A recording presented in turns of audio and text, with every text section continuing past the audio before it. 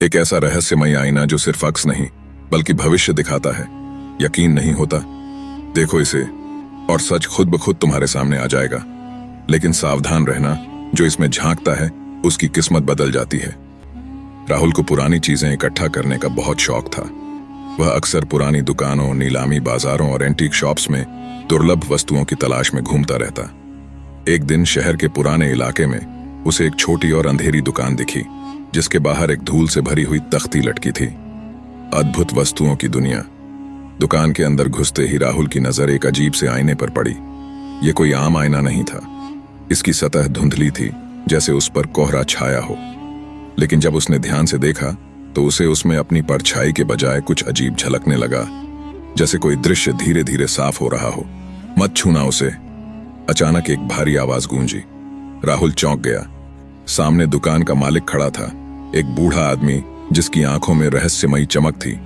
ये बस एक पुराना आईना ही तो है, इसमें ऐसा क्या खास है? राहुल ने उत्सुकता से पूछा।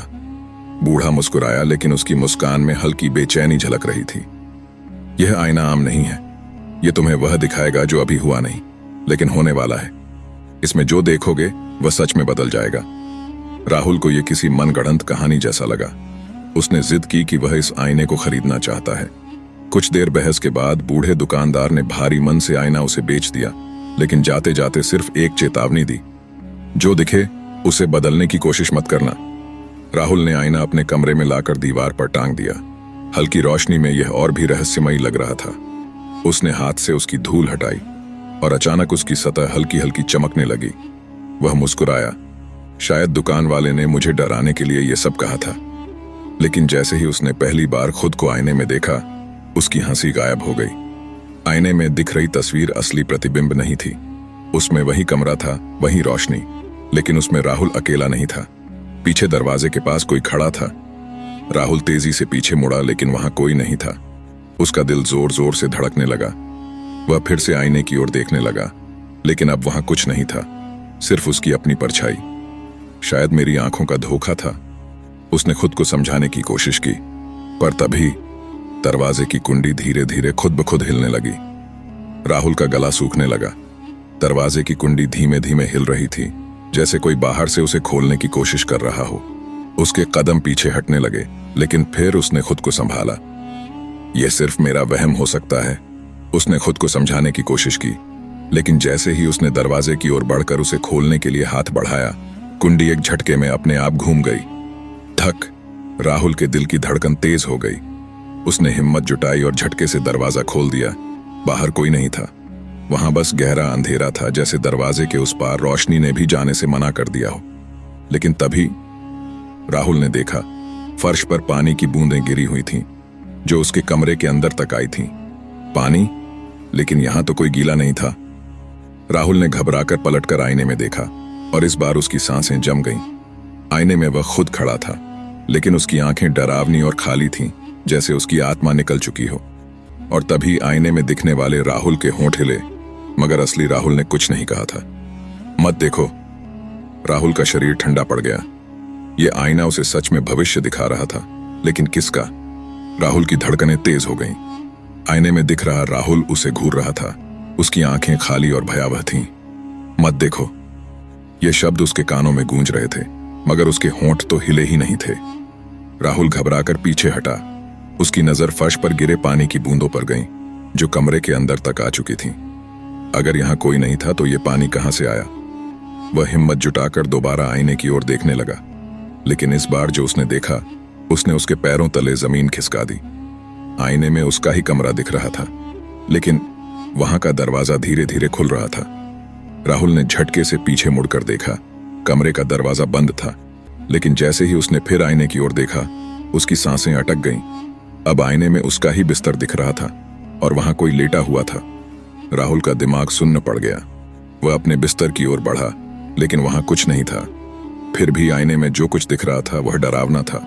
बिस्तर पर लेटा हुआ शख्स धीरे धीरे करवट लेने लगा, जैसे अभी उठ जाएगा, और फिर वह शख्स एक झटके में उठ बैठा। राहुल ने देखा, वह शख्स कोई और नहीं बल्कि खुद वही था। आईने में बैठे राहुल ने सिर घुमाया और सीधा आईने के बाहर खड़े असली राहुल की तरफ देखने लगा। अब तुम मेरी जगह ले चुके हो। राहुल का खून जम गया। राहुल की सांसें तेज हो गईं।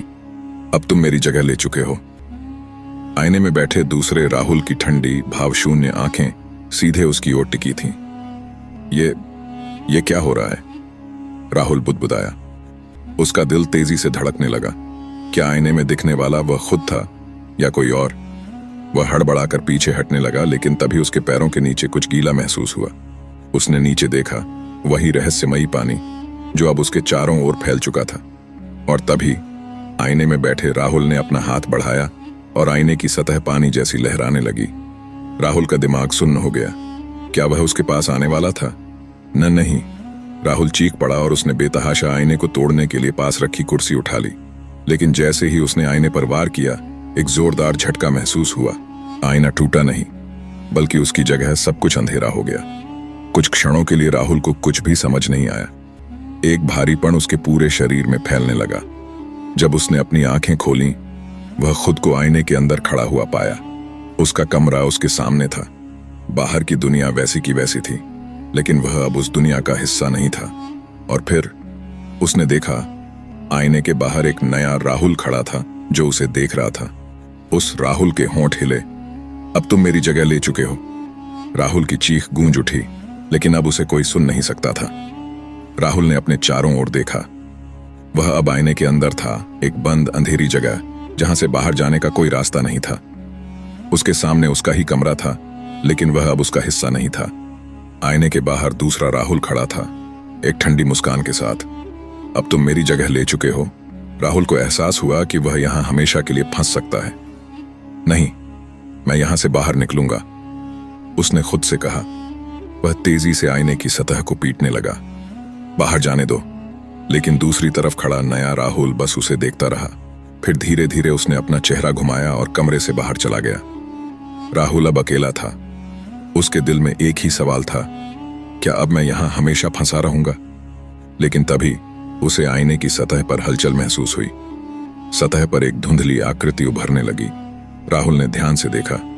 यह कोई और था, एक और इंसान, एक और पीड़ित। तभी उसे सब समझ में आ गया। यह आईना एक फंसाने वाला जाल था। हर नया व्यक्ति जो इस आईने को देखता, वह अंदर कैद हो जाता और उसकी जगह कोई और ले लेता। अब उसके पास सिर्फ एक ही रास्ता था, इसी चक्र को दोहराना। राहुल ने गहरी सांस ली। उसने अपनी आंखें बंद की और इंतजार करने लगा, जब तक कोई और इस आईने को नहीं देखता। अगले हफ्ते, वाह, ये कितना अजीब आईना है। एक नया ग्राहक दुकान में खड़ा था, वही दुकान जहां से राहुल ने यह आईना खरीदा था। राहुल ने घबराकर पीछे देखा। आईना हिलने लगा था। अचानक एक तेज झटका लगा और उसने खुद को फर्श पर गिरा पाया। उसने सांस ली, आंखें खोली। वह बाहर था। आईने में अब कुछ नहीं था, बस एक शांत सतह। दुकानदार मुस्कुराया। तो तुम बच गए? राहुल ने कहा, हाँ, मैं बच गया। अगर आपको यह कहानी पसंद आई हो तो कृपया सब्सक्राइब करें।